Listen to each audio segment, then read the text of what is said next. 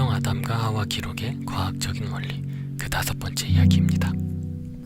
자, 여러분, 창세기 2장 18절을 보시면 하나님께서 아담을 만드신 다음에 곧바로 하와를 만드시는 게 아니고 아담에게 숙제를 주시거든요. 다들 아실 거예요. 그게 바로 동물들 이름을 짓게 하는 거였어요. 동물들 이름을 짓게 하고 그 동물들을 모두 다스리게 하시거든요. 근데 아담이 동물들 이름을 짓다가 이상한 걸 하나 깨닫게 돼요. 동물들이 다 짝이 있는데 자기만 없는 거예요. 자, 이 상황을 아담의 입장에서 생각해 볼게요. 에덴 동산에 덩그러니 서 있는 거예요. 근데 갑자기 하나님께서 아담아, 동물들 이름 좀 지어주어라 그러시는 거예요. 그래서 동물들 이름을 짓는데 각각 동물들 이름을 어울리게 지으려면 동물들을 자세히 관찰해야 되잖아요. 그래서 아담이 모든 동물들을 하나하나 관찰하기 시작한 거예요. 근데 아마 모든 동물들 이름을 짓는 시간이 모르긴 몰라도 꽤 오랜 시간 걸렸을 거예요. 왜냐면 지금은 멸종된 애들까지 다 합치면 엄청 많았을 테니까요. 그렇죠? 그래서 아담이 매일매일 동물 하나하나 계속 관찰을 하는데 아담은 분명 암컷과 수컷이 교미를 하는 것도 보았을 테고 또 암컷이 새끼를 낳는 것도 봤을 거예요. 그렇게 모든 동물들이 암수가 있고 그 암수가 교미를 해야만 암컷의 새끼가 잉태돼서 출산하는 것을 매일매일 봤을 거예요. 그럼 아담이 분명 이런 생각을 했을 거예요. 왜 인간은, 더 정확하게 얘기하면 아담 자신이 왜 나는 성별이 하나지? 라는 생각을 했을 거예요. 그리고 이어서 그렇기 때문에 자손을 낳을 수 없다는 것을 분명 이상하게 생각을 했을 거예요. 그러니까 나만 짝이 없다는 것을 알게 된 게 이상했던 거예요. 여러분, 그럴 경우 심히 우울해지시는 거 아시죠? 그래서 아담이 아주 우울해하고 있으니까 하나님께서 짝을 만들어 주신 건데 사람, 좀 더 구체적으로는 남자, 더 구체적으로는 아담이에요. 아담이 혼자 사는 것이 좋지 못하니 내가 그를 위해 돕는 배필을 지으리라. 자, 그러면 여러분, 이 기록을 잘 보시면 여자가 창조된 목적은 남자를 돕는 존재로 창조하신 거예요. 여자를 창조한 가장 중요한 목적이 이거예요. 근데 이렇게 얘기하면 대부분 남자분들은 좋아하시고 여자분들은 짜증을 내세요.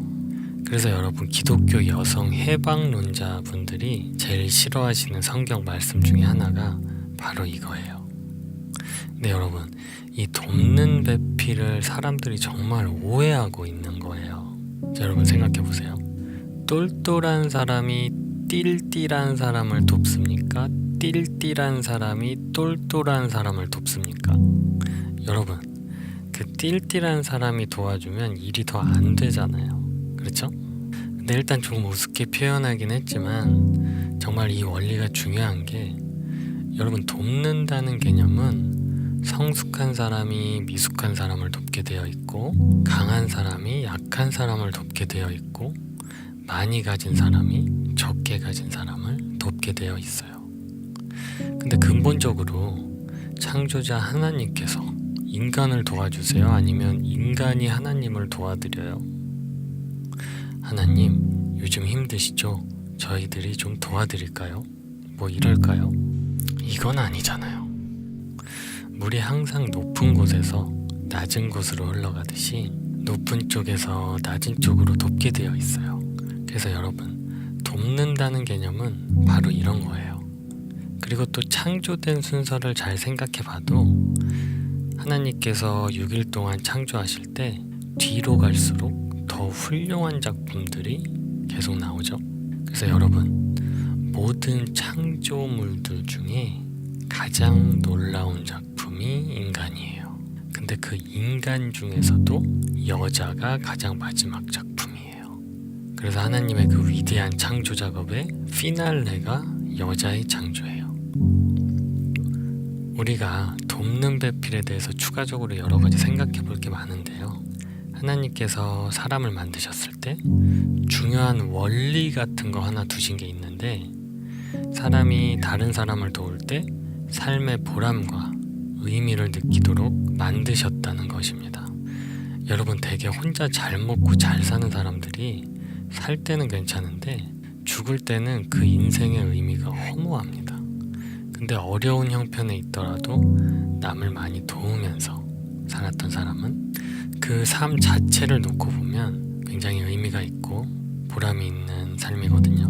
그래서 이제 남을 자기가 도울 수 있어서 보람과 의미를 느끼니까 행복하고, 또 도움을 받는 사람은 내가 필요한 것을 도움받을 수 있어서 행복하다는 것입니다. 그래서 이런 질문을 해요. 왜 성공하려고 해요? 라고 물으면 보통의 경우는 남들보다 좀 더 좋은 위치에 올라가서 좋은 공기 마시면서 안락하게 이것저것 다 누리면서 살려고, 그렇죠? 근데 그렇게 생각하면 안 되고, 성공하려는 목적이 뭐냐? 그것은 바로 남을 돕기 위해서. 근데 왜 크게 성공하려고 하냐? 남을 더 많이 돕기 위해서. 그래서 이게 분명해지면 자기가 성장하고 발전하고 성숙해져야 되는 이유도 분명해지고, 그것에 의미도 생기는 삶을 살 수 있다는 것입니다.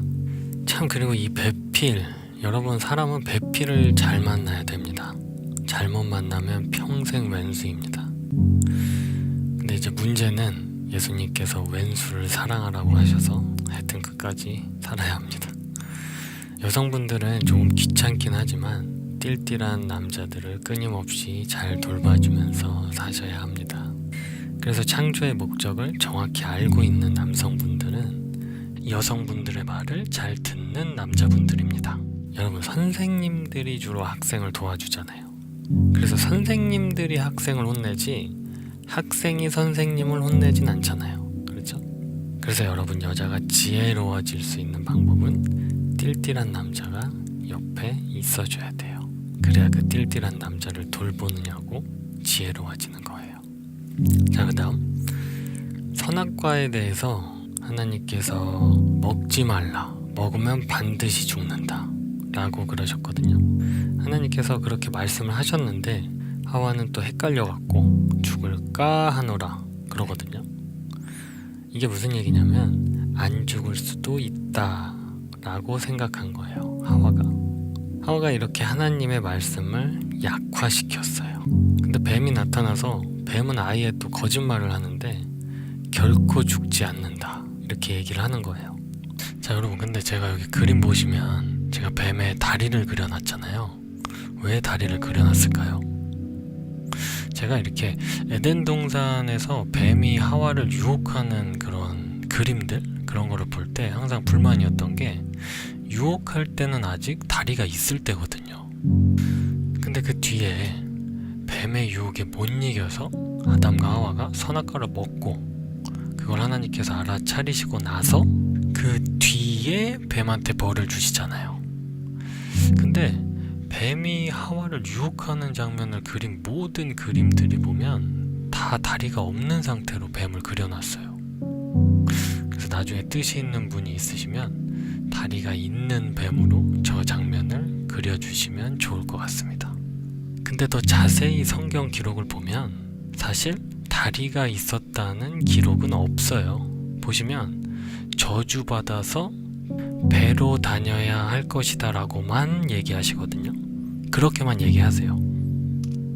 그래서 뱀이 우리가 흔히 알고 있는 용처럼 날개가 있었을 수도 있고 다리가 있었을 수도 있고 아니면 뭐 지느러미 같은 게 있었을 수도 있다는 거예요. 그래서 그게 정확히 뭔지는 우리가 모르지만 뱀이 원래부터 배로 다니지는 않았다는 거잖아요.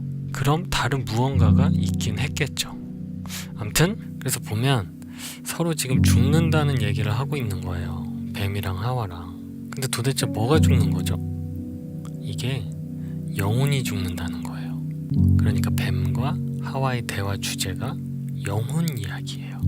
여러분, 하와가 선악과를 따먹자마자 죽었나요? 아니에요. 몸은 살아서 900년 이상 살았어요. 근데 영혼이 죽은 거예요.